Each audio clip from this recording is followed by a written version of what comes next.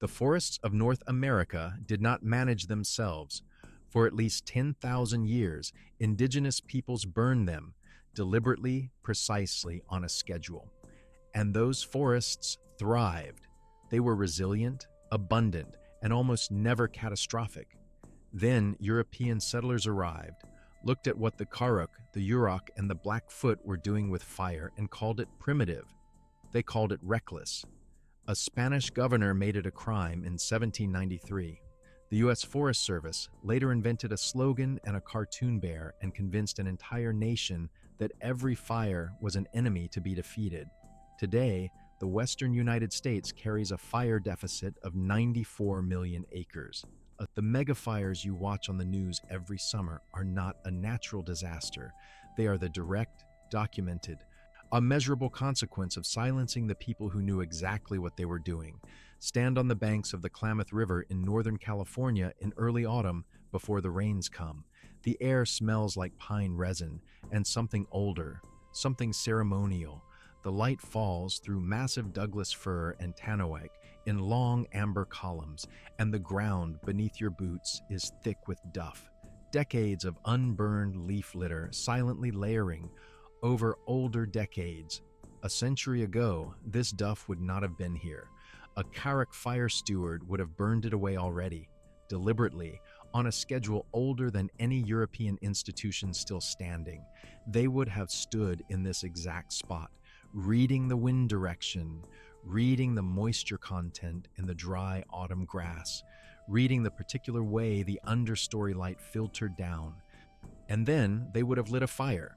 Not a reckless fire, not an accident, a precise, calibrated, intentional fire, low to the ground, moving slowly through accumulated debris and small shrubs, consuming exactly the ladder fuels that would otherwise transform a manageable surface burn into a canopy-consuming catastrophe. A 2024 study published in the journal Ecological Applications estimated that the Karuk people alone ignited roughly 6,972 fires annually across their 264,000 hectare territory, averaging 19 ignitions per day. 19. Every single day. They were not burning randomly. They were engineering an entire ecosystem with the precision of people who understood every plant, every season, every slope, every wind pattern at a level of intimate detail no federal agency has ever matched. And when the people who followed them made that practice illegal, and then made it shameful, and then made it nearly culturally extinct, they did not save the forests. They condemned them to slow combustion. So what exactly did the Karuk know that a century of modern forestry forgot? And why did the institutions that replaced them work so hard to bury the answer? Before we get into that, I want to ask you something directly. Have you watched the wildfire news in any of the last 15 years and noticed that every single record seems to fall? Every year more expensive, every year more destructive. Every year the smoke reaches farther east, farther north, deeper into cities that never used to choke. Drop your experience in the comments below, because what you are about to discover will completely reframe how you see the Western American landscape, who actually built it, who maintained it for millennia, and what it has cost the rest of us to silence them. Here is what the modern approach to fire looks like in practice. Every year, the United States deploys thousands of firefighters, aircraft, slurry bombers, and ground crews to fight wildfires at a cost now averaging $2.9 billion annually, roughly 50% of the entire U.S. Forest Service budget. An agency created specifically to manage forests spends half its money fighting fires that are the direct result of not managing forests. After each fire is extinguished, the land goes right back to accumulating fuel, more deadfall, more dense understory, more small trees creating ladder fuels that connect the ground to the canopy. In California's Sierra Nevada, tree density has increased 6 to 7 times over the past century. The forests are literally twice as dense as they were 200 years ago. Think of your fireplace at home. Imagine that instead of clearing ash and embers after every fire, you just kept stacking in more and more wood, year after year, decade after decade. and never allowed the system to breathe and reset itself. You might feel like you are preventing fire, but you are building a bomb. That is precisely what a century of total suppression has done to tens of millions of acres across the American West. The Karuk system required none of this infrastructure, no billion-dollar annual budget, no aerial tanker fleets, no catastrophe rebuilt from the ground up every single summer, just fire lit at the right time in the right place, doing what fire and human intelligence had perfected together across 10,000 years of practice. Now, here is the part that should make you genuinely angry. The people who built the suppression system knew the alternative existed. They chose to destroy it anyway. In 1920, U.S. Forest Service Chief William Greeley published an article titled Piute Forestry, or the Fallacy of Light Burning, using the name of the Piute Indians as a deliberate slur to discredit controlled burning as primitive and dangerous. His predecessor had written that indigenous burning was nothing less than the advocacy of forest destruction. These were not ignorant men. They were credentialed, institutionally powerful professionals who looked at 10,000 years of functional land management and decided it was inferior because it came from indigenous people and because it threatened the ideological identity of an agency that had staked its entire existence on conquering fire. Forest Service ecologist Frank Kanawha Lake, of Karuk descent, has spent more than 20 years bridging tribal and agency fire science. He summarized the institutional decision point without softening it. The question being asked was whether to burn like the heathen Indians or protect the forests and timber interests. Bill Tripp, director of natural resources for the Karuk tribe, who learned to burn from his great-grandmother at age 4, Margot Robbins of the Yurok, who rebuilt the Cultural Fire Management Council after noticing the hazel stems needed for traditional baby baskets had vanished without fire. These people are not asking for sympathy. They are asking for the bureaucratic and legal space to do what their people have always done. Now, let's go layer by layer through what the indigenous fire system was actually doing, and precisely why destroying it broke everything downstream. The first layer is the fuel equation. The Karuk burned every 3 to 5 years. The Anishinaabe of the Great Lakes conducted late-season blueberry burns to regenerate berry patches and manage red and white pine forests through recurring fire. The Blackfoot set miles-long prairie fires to drive bison herds and attract them to the protein-rich new growth that only emerges after fire. Every one of these systems shared a defining characteristic: low-intensity surface fire. Temperatures typically below 400 degrees Celsius at soil level. These fires consumed accumulated litter, dead grass, and small vegetation without killing mature trees whose thick bark had evolved alongside regular burning across millions of years of co-evolution. And now contrast that with a modern megafire, temperatures reaching 800 to 1,500 degrees Celsius, flames engulfing entire canopies. The fire generates its own weather, updrafts, fire whirls, pyrocumulus clouds capable of producing lightning and igniting new fires miles away. These fires do not clean the forest, they collapse it. They fuse clay soil particles into sand-sized aggregates, creating water-repellent layers that produce catastrophic erosion when the first rainfall arrives. They volatilize the nitrogen that centuries of slow decomposition had carefully built into the soil. The distinction between these two fire regimes is not merely one of degree, it is the difference between medicine and poison administered to the same patient. And for 100 years, we have been delivering the poison while calling it the cure. Here is where the science becomes genuinely astonishing. Low-intensity fire is a soil enrichment technology. Ecologists now describe it as a rapid mineralizing agent, releasing nutrients in minutes that would otherwise require decades of slow biological decomposition to make available to plants and organisms. Available calcium, magnesium, and potassium spike measurably and immediately after a prescribed burn.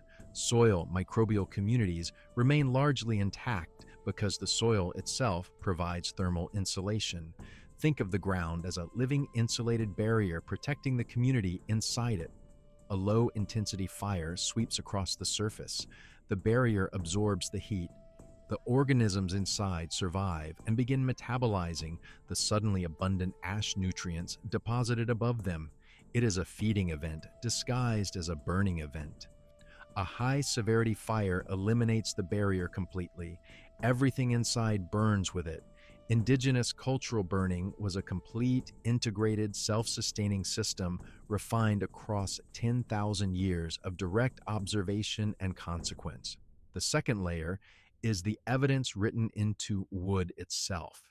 Ponderosa pine forests across the American Southwest showed fire return intervals of 5 to 10 years before European contact. In the San Jacinto Mountains, that mean interval shifted from 5.2 years under indigenous management.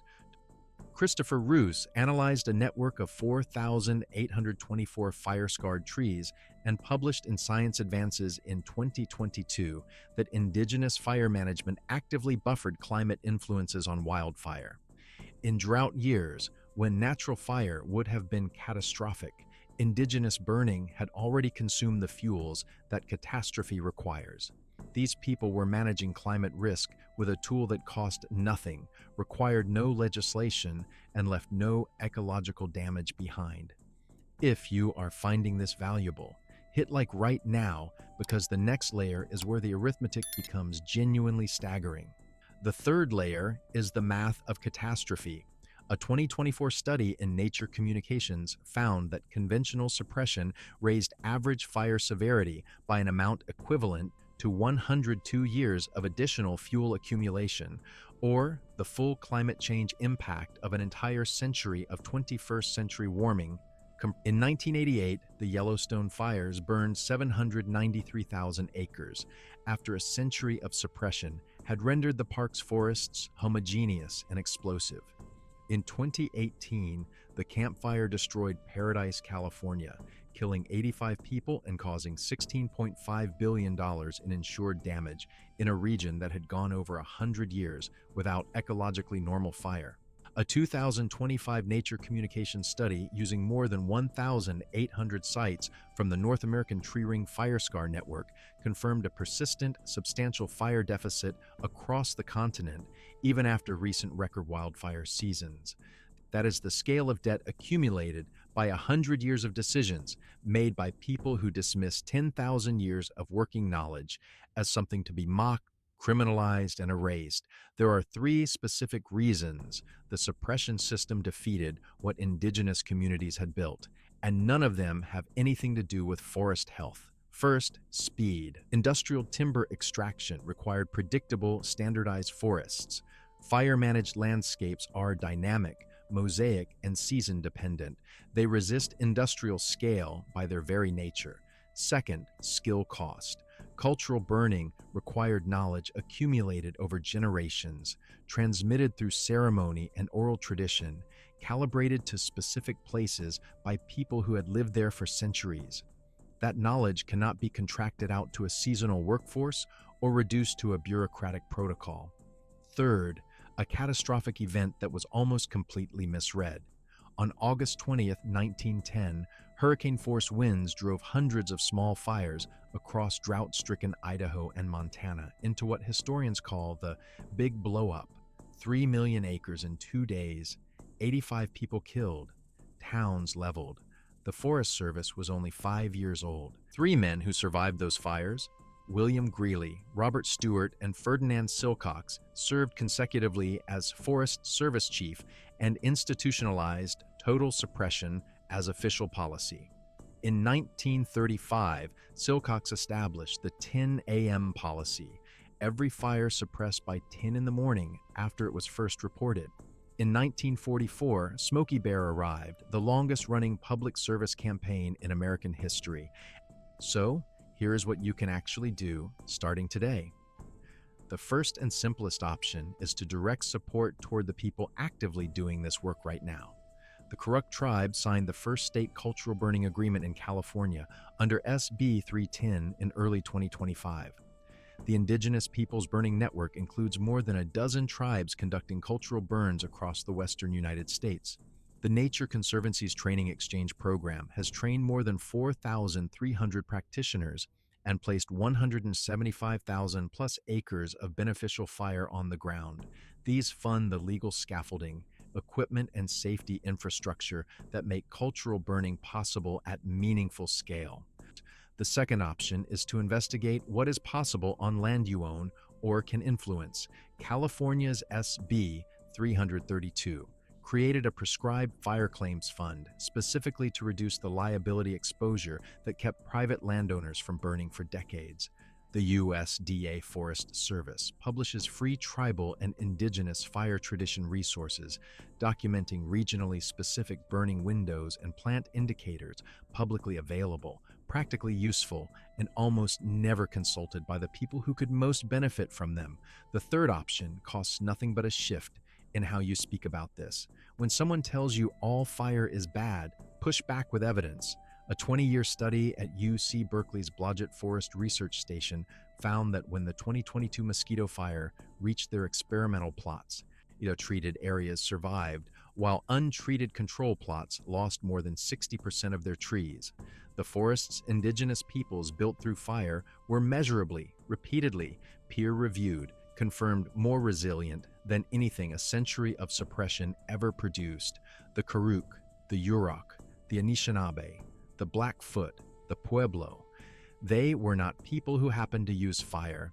They were fire ecologists operating at continental scale for 10 millennia, with a precision that modern institutions are only now beginning to quantify and name. The knowledge was not lost. It was taken, and the people who carried it are still here. Subscribe to this channel, because this is what we do. We dig up the land management systems, the food systems, the building systems that the modern world buried, and then blamed us for not knowing. Tell us in the comments, what is the next piece of forgotten knowledge you want us to investigate?